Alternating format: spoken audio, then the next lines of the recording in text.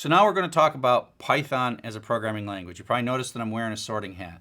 The reason I'm wearing a sorting hat is that where I work at the University of Michigan School of Information, we are in a building called the North Quad, and you can look it up on Google and find a picture of it if you like.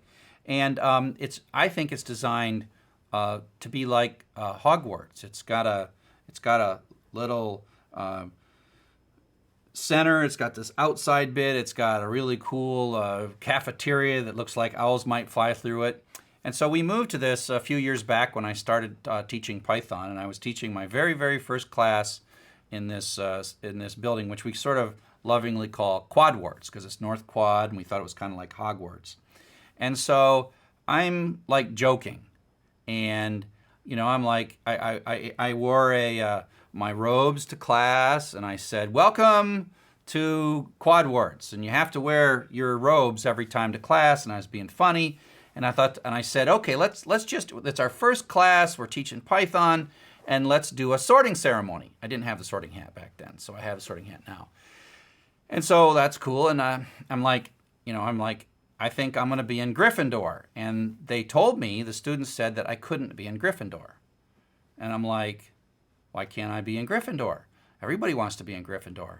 And they told me that I was teaching Python. Python is like a programming language that's based on a snake. And even worse, my name's Charles Severance. And I'm like Severus Snape. And so they basically told me that I had to be in Slytherin. And so since then, I've bought many Slytherin items. I got Slytherin wands. When I graduate, you'll see my Slytherin wand. I got a sorting hat. So you'll see me drinking tea throughout the class from my Slytherin cup. And so I guess I'm just doomed to be in Slytherin. I don't know if that means I'm a good guy or a bad guy, or a good guy that seems like a bad guy, or a bad guy that turns out to be right. It's a lot of books. So the whole thing about being in Slytherin is that you can talk to snakes, because you can talk this weird language that others don't understand. Python's like that. Python's a language that most don't understand. You, of course, will begin to understand it. It's a weird language. It's strange. It's not easily understood by others. We call ourselves Pythonistas. And Guido van Rossum, over 20 years ago, invented this Python language that we have grown to know and love and has become so important. And while I'm going through all this like snake stuff, it turns out that is not at all why Python was named Python. Python was not named for a snake, even though we use the snake motif all the time. It turns out that what Python was named for was Monty Python's Flying Circus. And the reason is that Guido was trying to capture an air of play. Most programming languages in the 80s when Python started were very, very serious and very complex, and you had to be really serious to figure them out, a lot of math geniuses.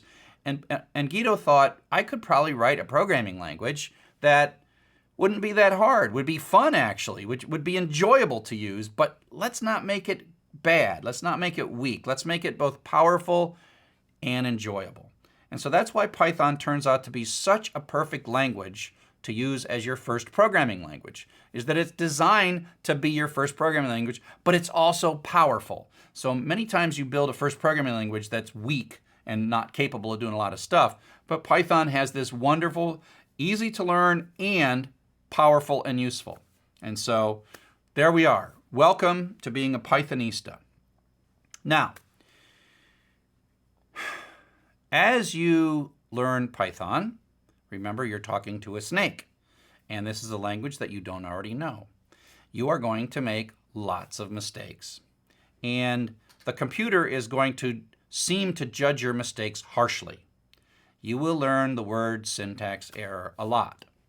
And if you're like me, I think back to the first time that I was programming. I was typing stuff on cards, and you'd bring your card deck up and you would hand it to the computer and you'd read it through the computer, and then the computer would come back and say syntax error. And sometimes it took like several hours to get back the results of your program.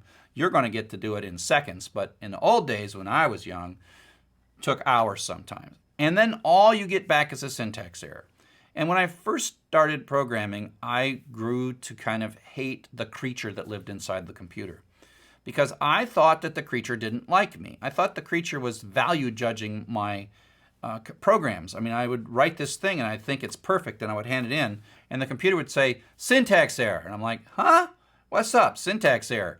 And then I would like, oh, okay, I'll make my program better, and here you go. And say syntax error again. And the thing that you're going to have to learn is that syntax error doesn't mean that Python thinks you're bad. It is not a judgment of your ability as a programmer. It is not a judgment of your potential to be a programmer. Syntax error means Python is lost.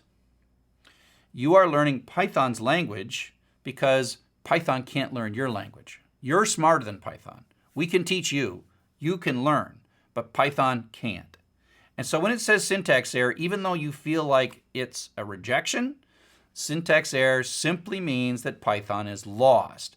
It just doesn't have really friendly words when it says it's lost. It just goes syntax error, which literally is exactly what's happening. Your syntax is not something that Python does. It's not something that Python understands. So just understand as you go through the next couple of weeks that you will be frustrated. It's not because you're a bad person. It's not because you're never going to figure it out. You will figure it out and you will get it. And you have to sort of trust us as we go through the first few weeks and learn the basics. And then as we connect the basics together, then this thing will make a lot more sense. I remember when I was first learning to program, I mean, I would be like, lost, lost, lost, lost, lost. Oh, wow, I love this. And I expect that many of you will go through that exact same feeling, so you have to trust us. So up next, we're going to actually talk about the Python programming language.